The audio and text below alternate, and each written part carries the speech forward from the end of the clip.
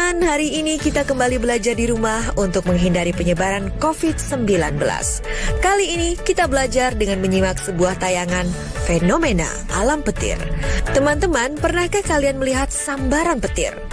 Kali ini kita akan membahas fenomena alam sambaran petir. Seperti apa lebih jelasnya? Mari kita simak tayangan berikut ini.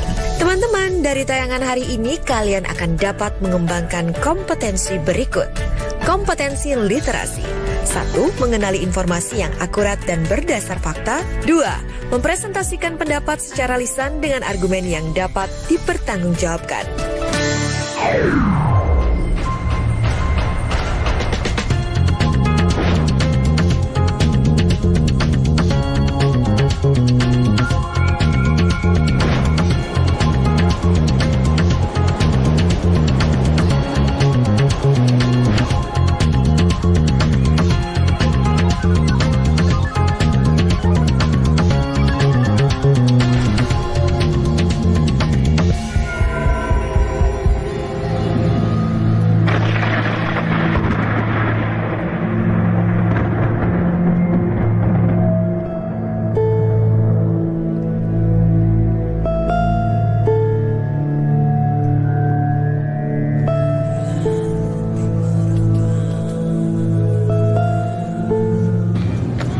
Teman-teman semuanya, kita jumpa lagi di acara Planet Science, a Journey into Science. Bersama saya Sarah. Dan bersama saya Karyo.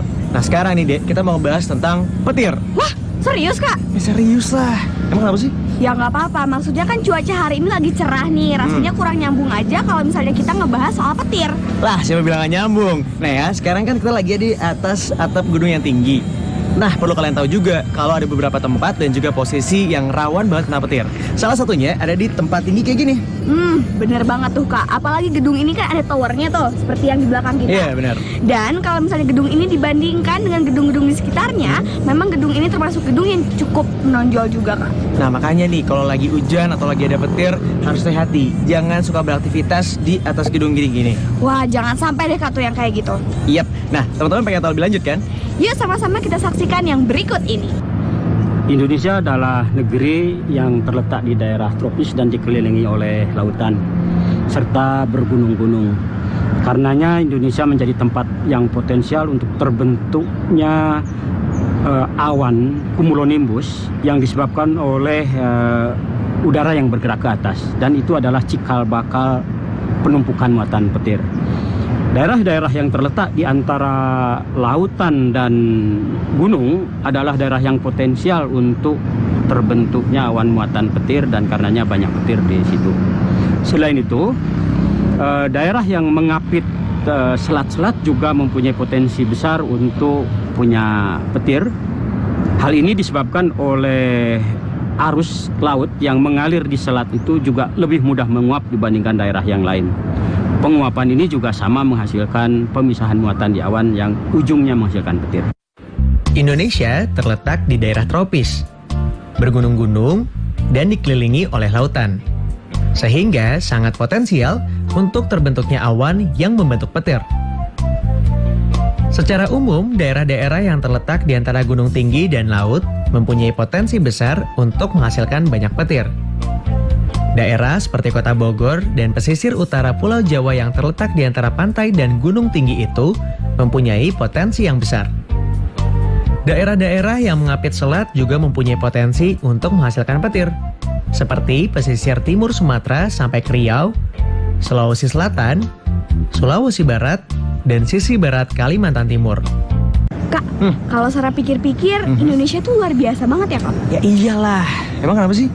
Ya maksudnya gini, selain kaya dengan sumber daya alamnya, Indonesia juga termasuk negara yang paling banyak menghasilkan petir di dunia. Oh ya, kalau itu sih mau takdirnya aja deh. Soalnya Indonesia itu termasuk ada di wilayah tropis. Itu kenapa banyak menghasilkan petir. Oh gitu ya Kak? Berarti kita harus tetap bersyukur juga dong ya Kak ya? Oh, so pasti. Petir adalah loncatan listrik di atmosfer, serupa dengan loncatan listrik di busi, serupa juga dengan loncatan listrik di pemantik api dan penyala kompor. Dia adalah peristiwa loncatan muatan statik. Tetapi karena terjadi di atmosfer, jaraknya sangat besar, muatan listriknya juga sangat besar, maka suaranya menggelegar jauh lebih besar. Karenanya juga membawa energi yang lebih besar dan punya potensi bahaya yang jauh lebih besar. Ketika terjadi apa yang disebut updraft atau pergerakan udara ke atas, maka terjadilah gesekan di antara butiran-butiran air yang sangat dingin dengan es. Hal ini mengakibatkan terjadinya pemisahan muatan-muatan. Muatan-muatan yang positif terbawa ke sebelah atas dan muatan-muatan yang negatif berkumpul di sebelah awan. Sesudah muatan ini berakumulasi, muatan positif dan negatif ini kemudian tidak mampu untuk bertahan dan cenderung untuk bersatu kembali. Sehingga terjadilah loncatan listrik. 80% loncatan ini terjadi di antara awan sendiri, baik dalam satu awan yang sama maupun awan yang bersebelahan. Hanya kira-kira 20% yang loncatannya ke bawah, yaitu mengarah ke bumi atau ke tanah. Itulah yang disebut petir ke tanah.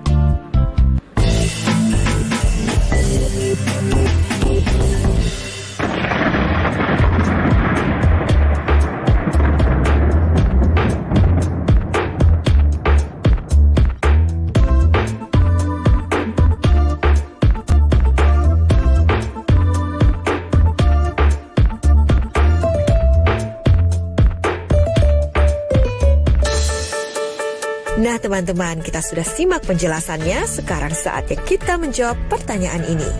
Jelaskan karakteristik daerah yang berpotensi sering terjadi sambaran petir.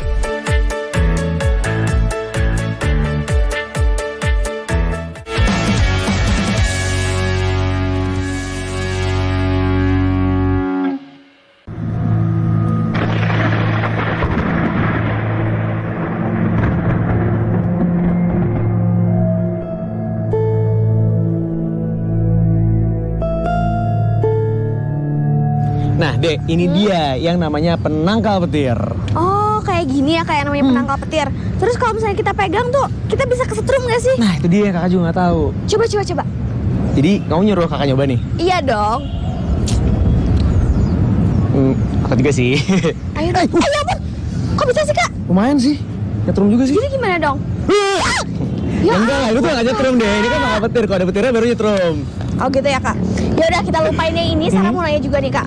Ngomong-ngomong, yang namanya sambaran petir itu bisa disamain nggak sih, Kak, sama yang namanya sengatan listrik? Nah, kalau kita lihat dari akibatnya sebenarnya kurang lebih ada kesamaan antara kena sambaran petir sama kena sengatan listrik. Jadi hasil hangusnya itu emang ada kemiripan. Itu. Oh, kayak gitu ya, Kak. Terus nih, Kak, kalau ngomong-ngomong masalah itu, proses terjadinya petir tuh kayak gimana sih, Kak? Nah, untuk yang satu itu kita lihat aja yang satu ini.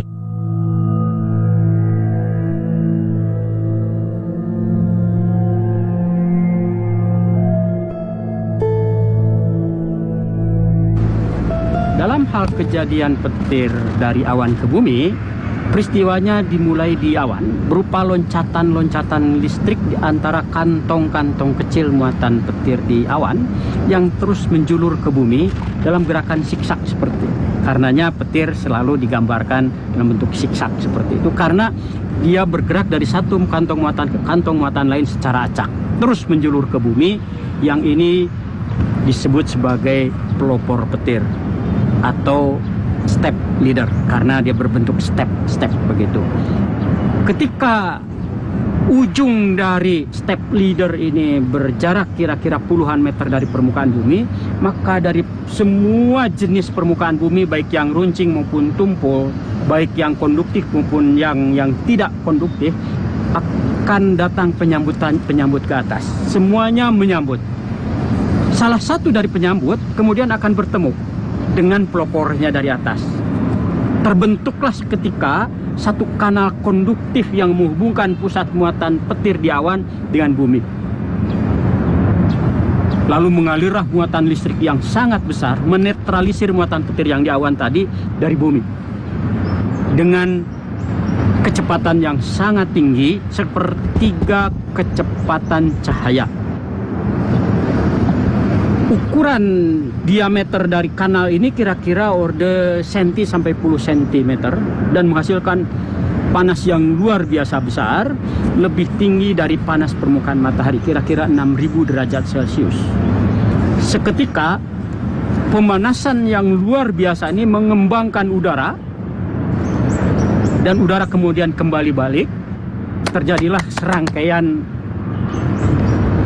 tepukan yang merupakan suara yang menggelegar, yang kita menyebutnya sebagai bunyi guntur atau halilintar. Kita dapat membedakan petir yang terjadi di awan dengan di bumi secara sederhana. Petir yang terjadi di awan umumnya berupa serangkaian bunyi yang seperti itu, sedangkan petir yang terjadi antara awan ke bumi berupa lecutan yang sangat tinggi, 1 kali lecutan. Dilihat dari segi titik awalnya, petir dapat digolongkan sebagai petir yang diawali di awan dan petir yang dimulai dari permukaan bumi. Sebagian besar petir aktivitasnya diawali di awan yang kemudian menjalar ke bumi. Hanya sebagian kecil aktivitasnya yang dimulai dari permukaan bumi, terutama permukaan bumi yang secara makro menonjol. Misalnya dari puncak-puncak gunung atau puncak menara yang tingginya di atas 100 meter. Jika dilihat dari segi muatan, petir juga dapat dibagi dua, yaitu petir negatif dan petir positif. Petir negatif adalah petir yang menetralisir muatan negatif di awan. Petir positif adalah petir yang menetralisir muatan positif di awan. Selain itu, ada pula jenis petir lain tetapi sangat sedikit jumlahnya, yaitu petir yang terjadi pada saat meletusnya gunung berapi. Ini sama sekali tidak ada kaitannya dengan awan, melainkan karena terjadinya proses pemisahan muatan pada partikel-partikel debu gunung berapi.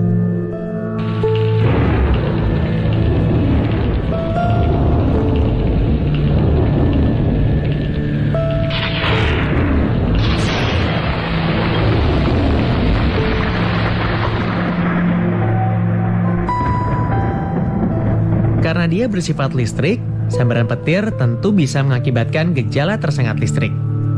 Untuk manusia, bahaya dari tersengat listrik adalah kalau mempengaruhi denyut jantung, sehingga seketika berhenti. Bahaya sekundernya adalah bahaya terbakar pada jaringan tubuh luar. Bahaya sambaran petir pada bangunan atau pohon bisa mengakibatkan percik api dan membakar, serta bisa mengakibatkan kerusakan mekanis. Misalnya pohon terbelah atau sebagainya. Tapi umumnya sambaran petir menyebabkan terjadinya kebakaran. Di negara-negara subtropis, hujan itu terjadi pada musim panas yang kering. Maka kebakaran hutan di Australia mungkin saja disebabkan oleh sambaran petir. Di Indonesia tidak ada catatan resmi tentang hutan yang terbakar disebabkan petir. Karena kebetulan juga musim hujan di Indonesia adalah musim basah, bukan musim kering.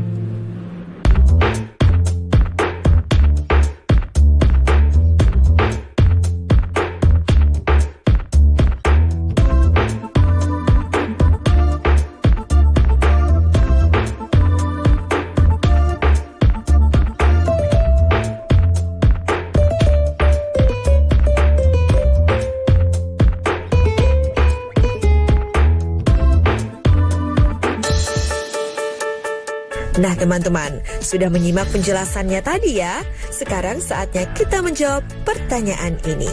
Sebutkan 3 dampak negatif yang terjadi karena sambaran petir.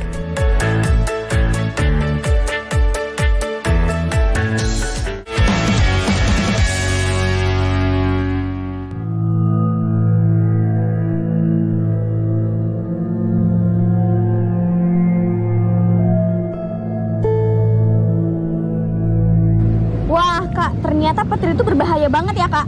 Selain bisa menyebabkan kebakaran, ternyata petir juga bisa merusak bangunan, bahkan menyebabkan kematian kak. Makanya deh, sebenarnya kita tuh harus waspada sama yang namanya petir. Apalagi kalau kita lagi ada di luar rumah. Nah sebisa mungkin kita harus cari tempat yang aman supaya kita nggak kesambar petir. Oh gitu ya kak. Terus kalau misalnya tempat yang aman itu tempat yang seperti apa kak? Nah nanti kakak bakal kasih tips-tipsnya. Tapi sebelumnya kita lihat dulu eksperimen yang berikut ini.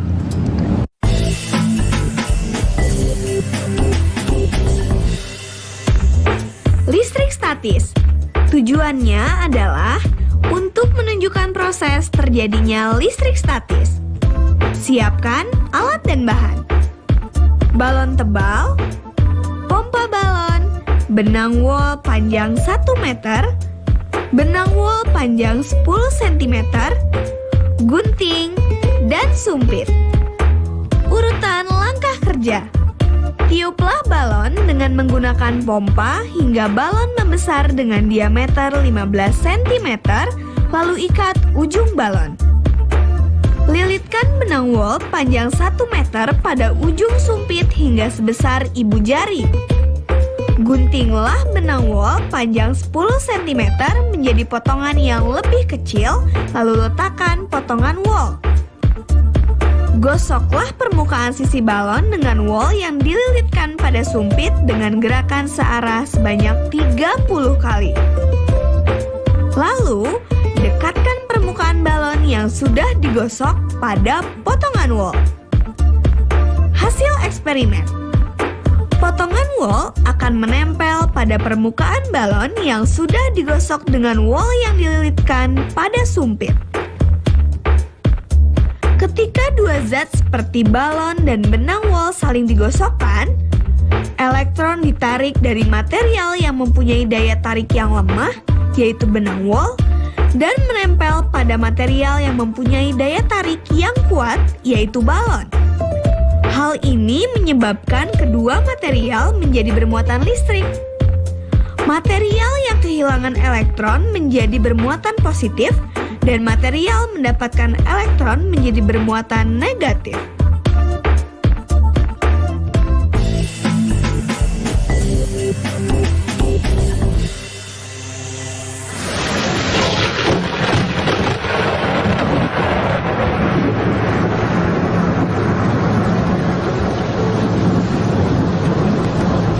Untuk mencegah bahaya sambaran petir terhadap bangunan dan orang, maka prinsipnya petir diarahkan untuk menyambar titik-titik tertentu yang aman dan jauh dari manusia dan bangunan tadi. Untuk itu dipasanglah serangkaian alat yang merupakan sistem proteksi luar bangunan yang terdiri atas, misalnya di sini ada terminal udara yang dilengkapi dengan apa yang disebut sebagai konduktor turun atau down conductor, dan di bawah dihubungkan dengan sistem grounding atau terminal pembumian. Itu adalah satu rangkaian atau sistem proteksi luar bangunan. Sedangkan untuk mencegah kerusakan peralatan listrik dan peralatan elektronik, maka perlu dipasang alat-alat proteksi dalam bangunan yang prinsipnya mencegah tegangan lebih. Peralatannya biasanya disebut sebagai arrester, dilengkapi dengan sistem bonding atau pengikatan dan sistem grounding yang serupa dengan grounding untuk bangunan tadi.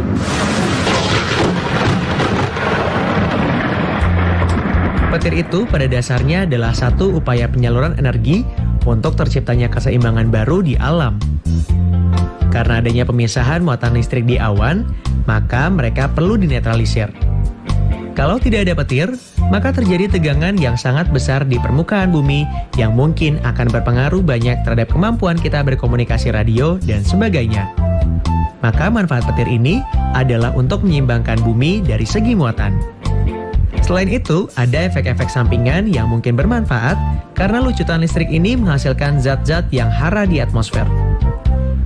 Gimana deh? Sekarang udah paham kan tentang fenomena petir? Wah, pasti udah dong, Kak. Berarti sekarang udah gak takut lagi dong kalau ada petir? Jelas enggak dong, kan tadi Kakak udah ngasih tips ya sama Sarah. Widih, mati dengerin. Denger dong. Coba, sekarang kakak coba tes nih. Yang pertama, apa definisi dari petir? Petir adalah loncatan listrik di atmosfer, serupa dengan loncatan listrik di busi, dengan loncatan listrik di pemantik api, dan juga di penyala kompor, yang merupakan loncatan muatan listrik statik. Bedanya, petir terjadi di atmosfer dengan skala yang sangat-sangat besar. Wow, lengkap banget. Yang kedua nih, kakak mau nanya, sebutkan proses terjadinya petir.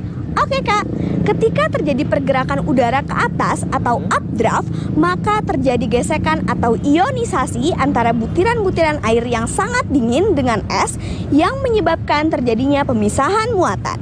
Muatan-muatan positif terbawa ke atas dan muatan-muatan negatif berkumpul di sebelah bawah awan.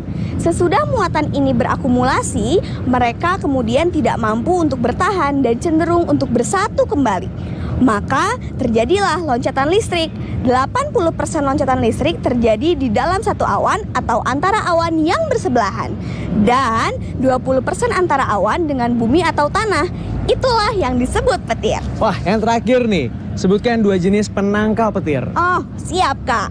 Yang pertama adalah alat proteksi eksternal, yaitu alat yang berfungsi untuk mencegah sambaran petir langsung pada objek. Alatnya berupa logam yang terdiri atas 3 komponen, yaitu terminal udara, konduktor turun, dan juga grounding.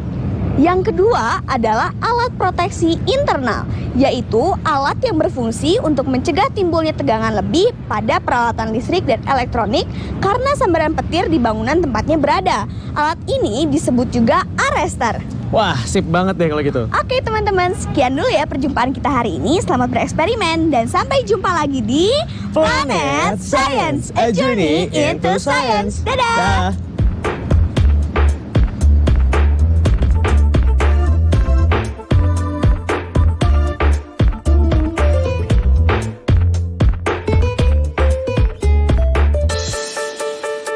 Nah teman-teman, kita sudah simak bersama penjelasannya. Sekarang saatnya kita menjawab pertanyaan ini. Sebutkan 3 upaya yang bisa kita lakukan agar terhindar dari sambaran petir.